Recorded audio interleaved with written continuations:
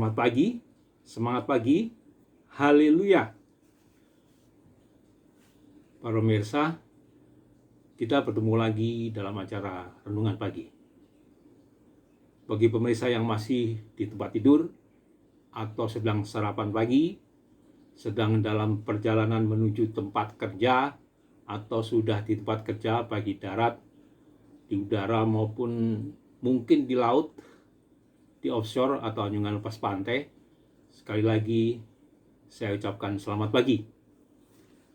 Tapi sebelum kita mendengar renungan firman Tuhan, mari kita bersama-sama berdoa. Bapa di dalam surga, di tempat yang maha tinggi, yang kami kenal dengan nama Tuhan Yesus Kristus. Pagi ini kami akan mendengarkan sebagian dari firman-Mu.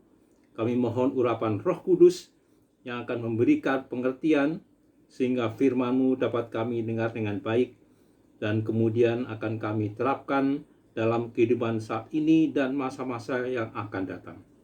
Kami akan mendengar dan memperhatikan firman-Mu dengan sungguh-sungguh hanya di dalam nama Tuhan Yesus Kristus. Haleluya. Amin. Renungan pagi ini bertemakan memberitakan hidup yang kekal. Memberitakan hidup yang kekal. Dan ayat pokok terdapat di dalam Kisah Para Rasul 4 ayat 12. Kisah Para Rasul pasal 4 ayat yang ke-12. Akan saya bacakan. Dan keselamatan tidak ada di dalam siapapun juga selain di dalam Dia. Sebab di bawah kolong langit ini tidak ada nama lain yang diberikan kepada manusia yang olehnya kita dapat diselamatkan. Untuk lebih jelas lagi, dengan bahasa yang lebih sederhana di dalam Alkitab, bahasa Indonesia sehari-hari, akan saya bacakan juga ya. Hanya melalui Yesus saja orang diselamatkan. Sebab di seluruh dunia, di antara manusia, tidak ada seorang lain pun yang mendapat kekuasaan dari Allah untuk menyelamatkan kita. Para pemirsa, sejak lama, sudah ribuan tahun yang lalu pada zaman Yunani kuno, manusia telah berusaha mencari cara agar bisa hidup abadi di dunia ini. Waktu itu muncul beberapa ahli alkemi atau ahli bermacam-macam ilmu pengetahuan menciptakan sebuah batu bertuah yang diakui oleh mereka mampu memberikan hidup abadi. Pada zaman modern sekarang, sudah sejak puluhan tahun yang lalu, banyak cara dilakukan oleh para ilmuwan untuk mencari hidup yang kekal. Ada satu perusahaan bernama Calico atau California Life Company yang telah dibiayai oleh Google untuk memulihkan usia tua. Hampir kita semua tahu apakah Google itu. Google adalah sebuah perusahaan raksasa multinasional Amerika Serikat yang bergerak pada bidang jasa dan produk internet. Larry Page, pendiri Google, percaya bahwa manusia tidak perlu mati walau sudah mencapai umur lebih dari 80 tahun.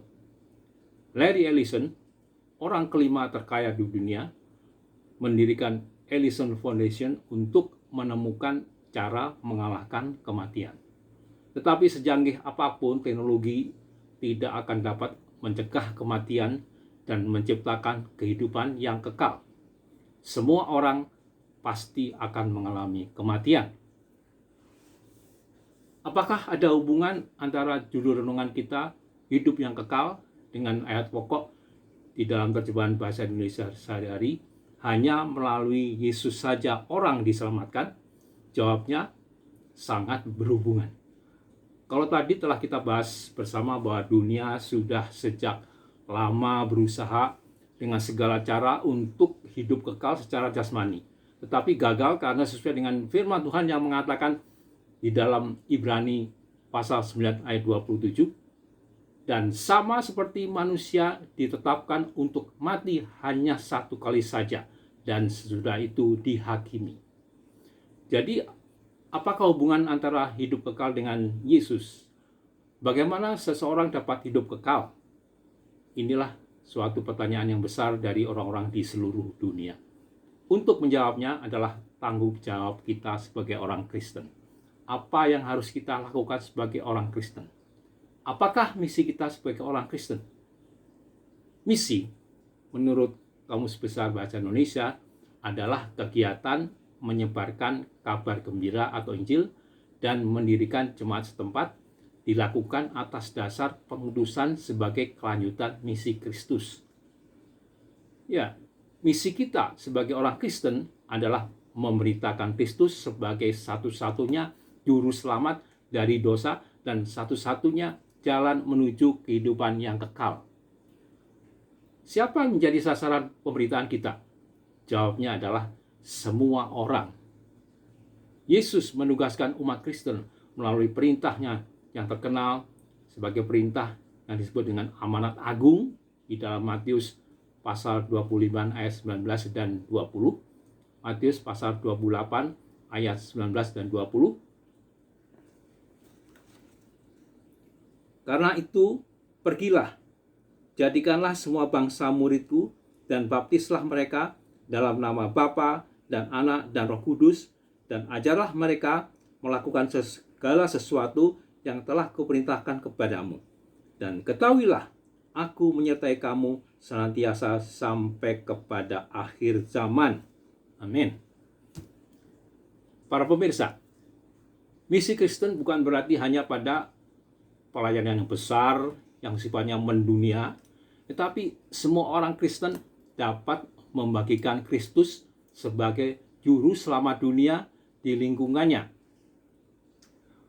baik kepada sanak saudara, kepada keluarga sendiri, kepada teman-teman, kepada rekan seprofesi, dan kepada komunitas di sekeliling kita.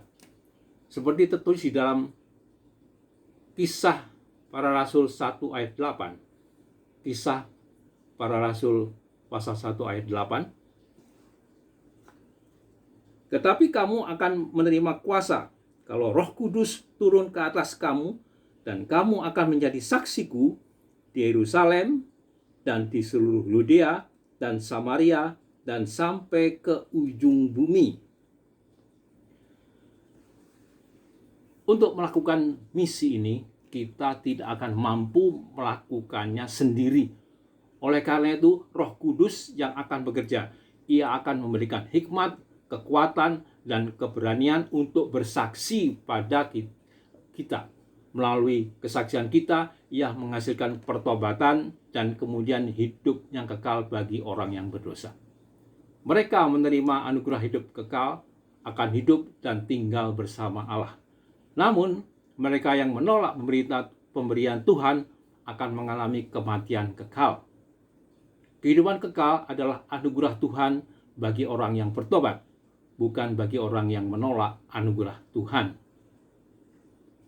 Ketika kita bertobat dan menerima Yesus sebagai juru selamat kita, maka kita menjadi ciptaan baru di dalam Dia. Di dalam 2 Korintus pasal 5 ayat 17 disebutkan demikian. Jadi siapa yang ada di dalam Kristus, ia adalah ciptaan baru. Yang lama sudah berlalu, sesungguhnya yang baru sudah datang.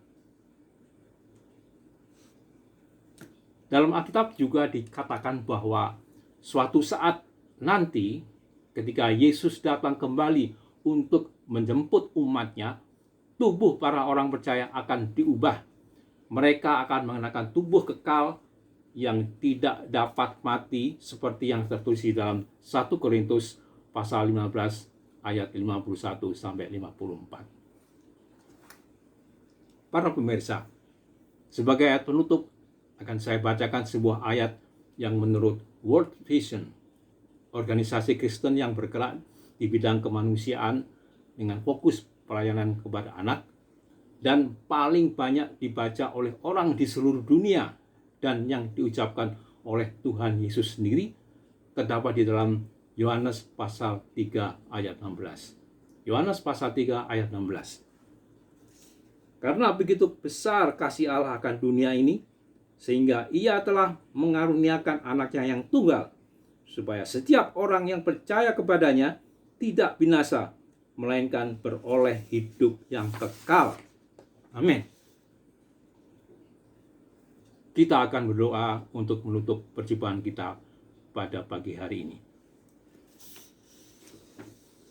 Bapa kami dalam surga, yang kami sapa dengan nama Tuhan Yesus Kristus, kami telah mendengar sebagian dari firman-Mu yang telah menugaskan kepada kami untuk menjalankan misi memberitakan Kristus sebagai satu-satunya juru selamat dari dosa dan satu-satunya jalan menuju kehidupan yang kekal. Untuk melakukan misi ini, kami tidak akan mampu melakukannya sendiri. Oleh sebab itu kami mohon Roh Kudus yang akan bekerja, yang akan memberi hikmat, kekuatan, dan keberanian untuk bersaksi, sehingga kami menjadi misionaris yang militan sesuai dengan kehendak-Mu. Kami telah berdoa dan bersyukur pagi ini hanya di dalam nama Tuhan Yesus Kristus, Allah kami yang hidup. Haleluya. Amin.